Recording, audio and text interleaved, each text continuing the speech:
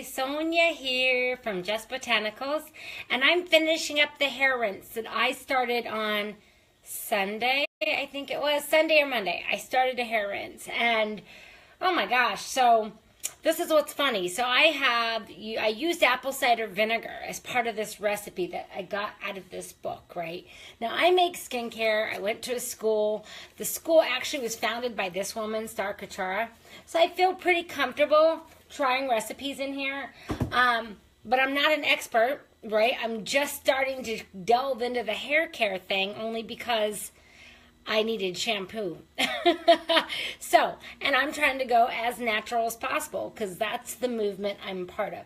So, me and my girlfriend are going to try out this hair rinse with also after a shampoo that we used actually in this, out of this book as well.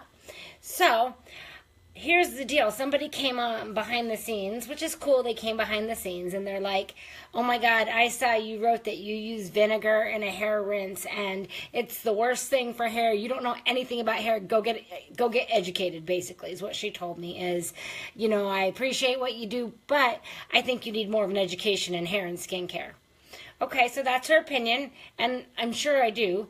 But I also make awesome kick-ass products for various reasons.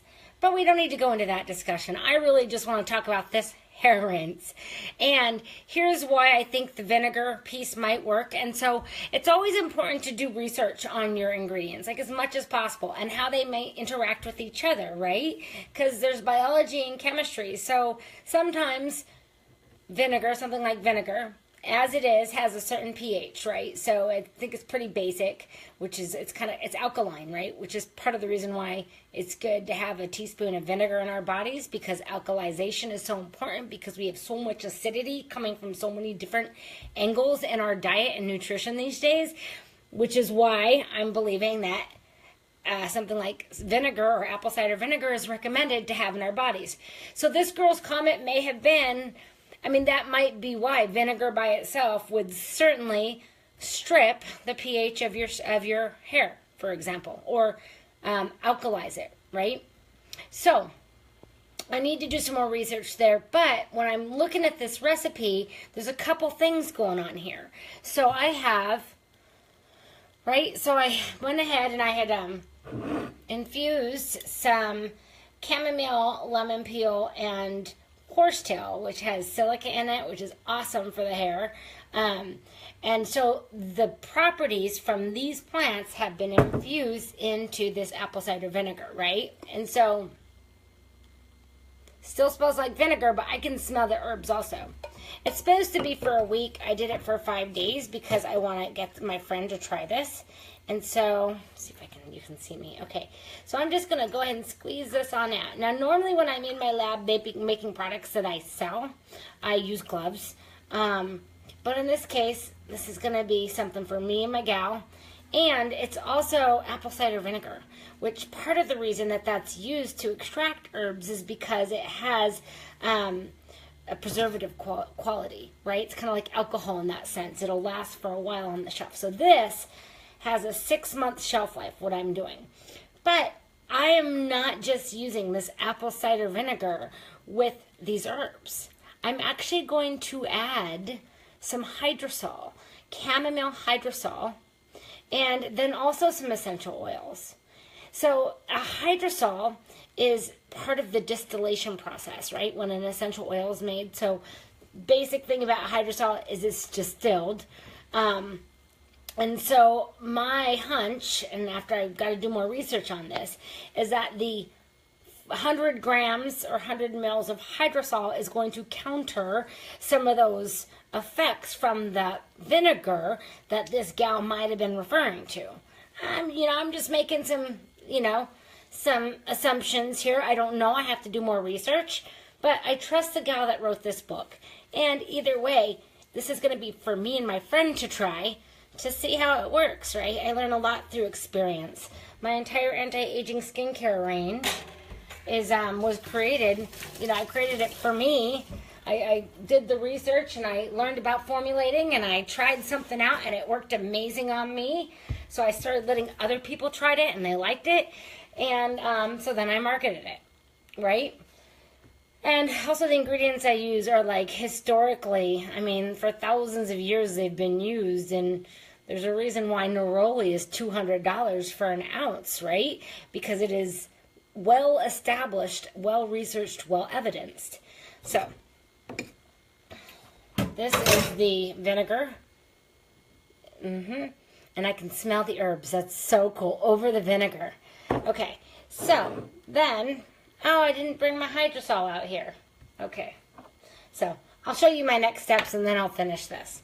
So I have another beaker, and I'm going to go and I'm going to do 100 mils of chamomile hydrosol. I'm going to add that to the vinegar. Then I'm going to use my pipette here, and I'm going to, I happen to have some of this organic chamomile that I had bought because I hadn't got it shipped here in time before I started. Hey Jerry, before I started doing, thanks for joining. I did some markets when I first started doing my skincare. I started marketing through going to actual like Saturday markets, farmers markets, and that just didn't really work for my product.